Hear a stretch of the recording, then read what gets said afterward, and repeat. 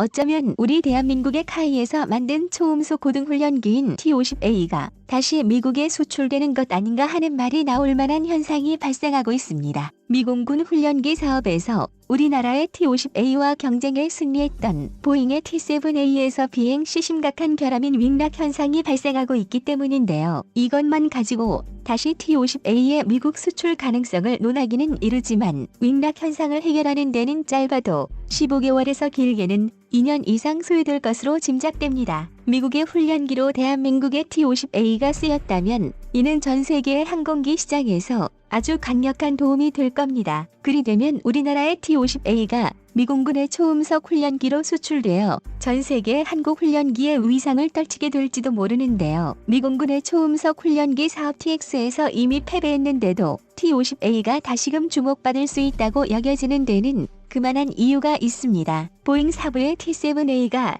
비용 상승 없이 극복하기 어려운 윙락 문제를 이미 우리의 T-50A는 한참 전에 극복한 상태이기 때문인데요. 우리의 T-50은 어떻게 이 문제를 해결했으며 추가적인 수출 잠재력이 아직도 꽤나 큰 것으로 여겨지고 있는데 무엇 때문일까요? 지금부터 알아보겠습니다. 전문가는 아니지만 해당 분야의 정보를 조사, 정리했습니다. 본의 아니게 틀린 부분이 있을 수 있다는 점 양해해 주시면 감사하겠습니다. 대한민국의 T-50A, 파-52 세계의 초음속 훈련기 시장을 장악할 수 있을까?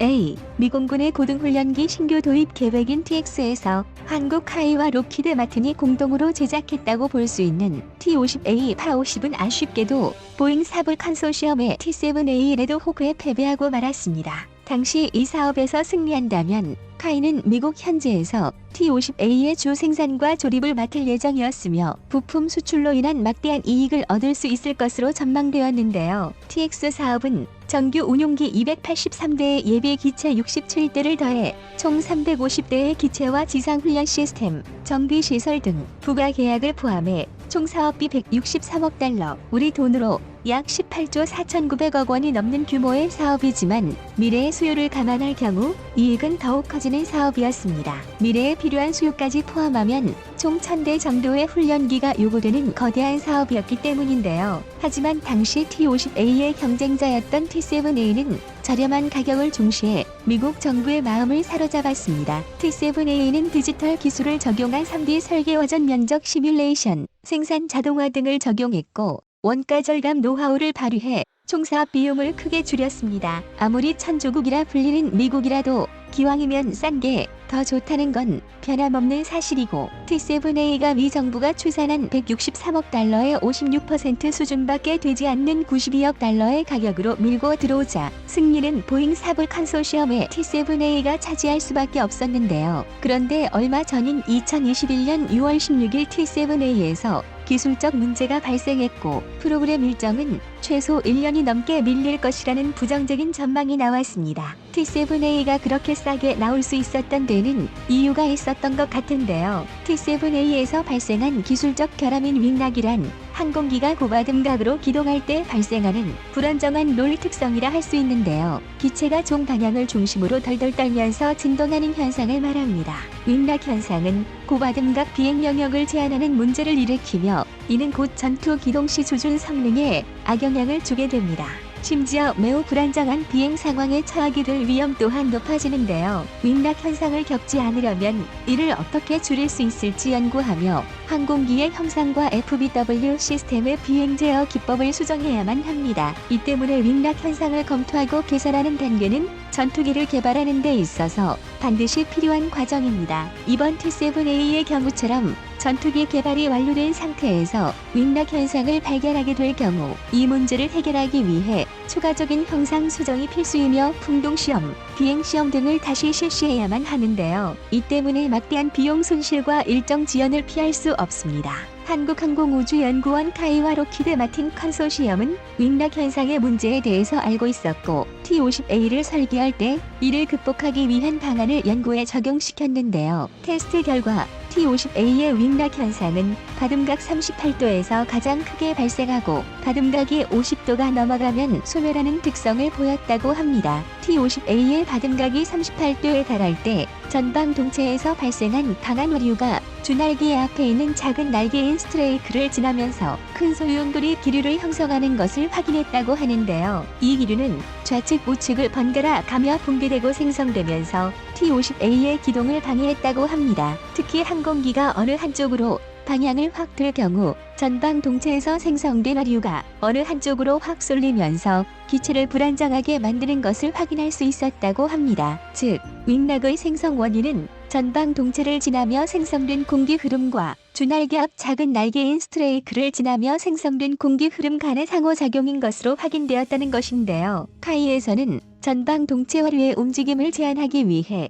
T-50A의 전방 동체와 미익에 3D 프린터로 제작한 차인이라는 구조물을 적용했고 풍동시험 결과 이것이 윙락 현상을 감소시키는 데 뛰어난 효과가 있음을 확인할 수 있었다고 합니다. 차인이란 항공기의 전방 동체에서 확장된 측면 라인 구조를 말하는데 이를 통해 항공기의 가로 안정성과 방향 안정성을 끌어올릴 수 있었다고 합니다. 이와 같은 설계는 당연히 KF-21 보라매에도 적용되어 있는 부분입니다. T-7A는 윙락 현상을 극복하지 못했고 우리의 T-50A는 윙락 현상을 극복했기에 이 부분에 있어서 더 안정되어 있다고 볼 수 있는데요. 그렇다면 보잉 사부 컨소시엄이 이를 몰랐을까 하는 의문이 듭니다. 보잉과 사부 모두 매우 뛰어난 항공 기술과는 지식을 가지고 있는 곳이기에 윙락 현상과 그 해결 방법인 차인에 대해 몰랐을 리는 없다고 봅니다. 사실 어느 항공기에나 횡락 현상은 다 존재하며 형상 설계 변경과 풍동 시험 등을 통해 이를 수정하고 보완하는 과정이 필요하다고 볼 수 있는데요. 다만 여기에는 적지 않은 비용과 시간이 소요된다는 점을 봤을 때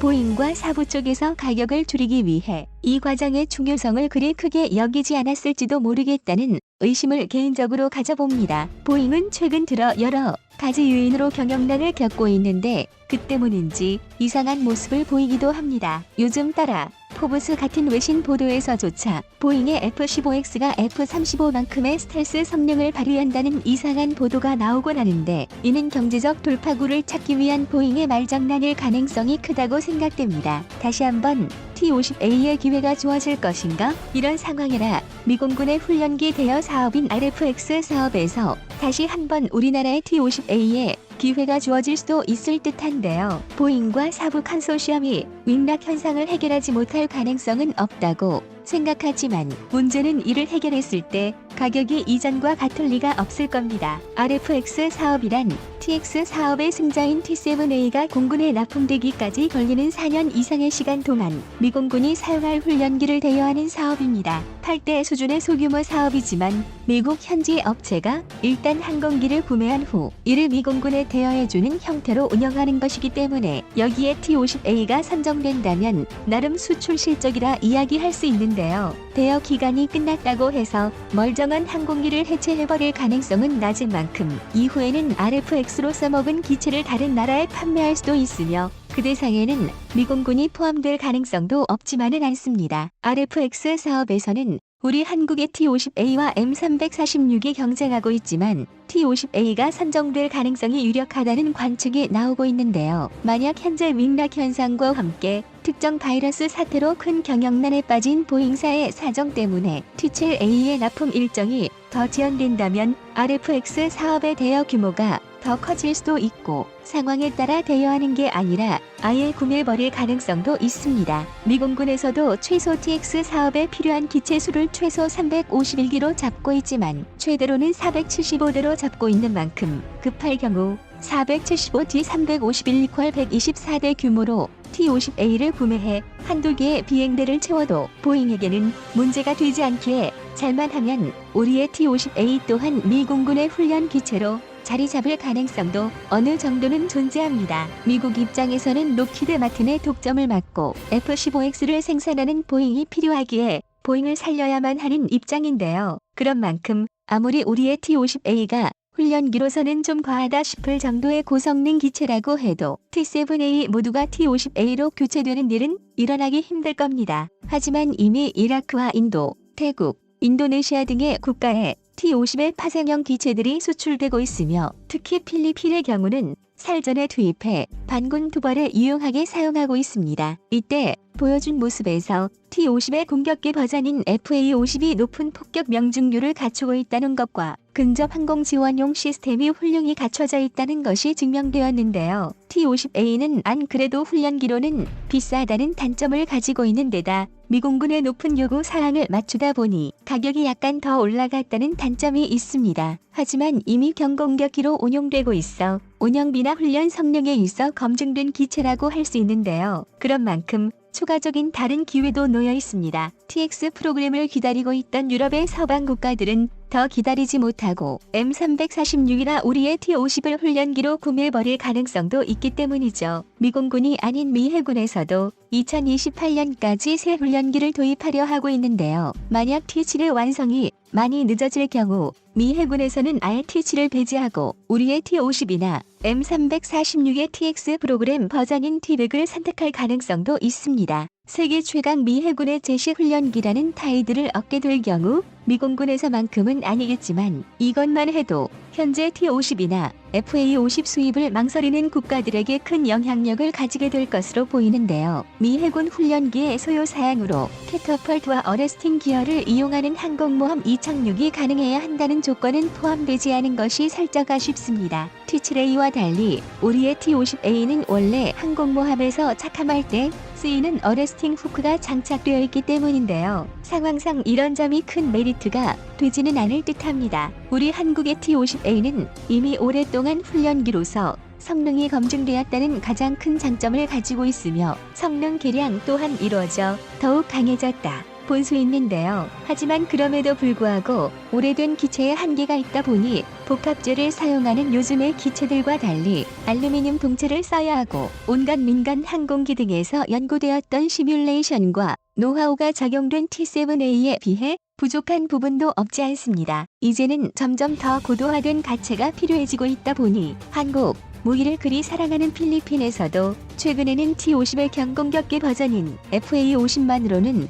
영공을 방어하기 부족하다고 하며 그리핀 전투기 도입을 최근 확정지었죠. 이런 점을 보아 T-50의 경공격기 버전인 FA-50도 카이의 계획대로 중거리 공대공 미사일인 AIM-120, M람을 탑재하는 블록 20 개량이 진행되어야 할 듯합니다. 분명 우리나라의 T-50A 수출은 끝나지 않았으며 지속적인 개량을 진행할 경우 앞으로 더욱 많은 기회가 놓여 있다 생각하는데 여러분은 어떻게 생각하시나요?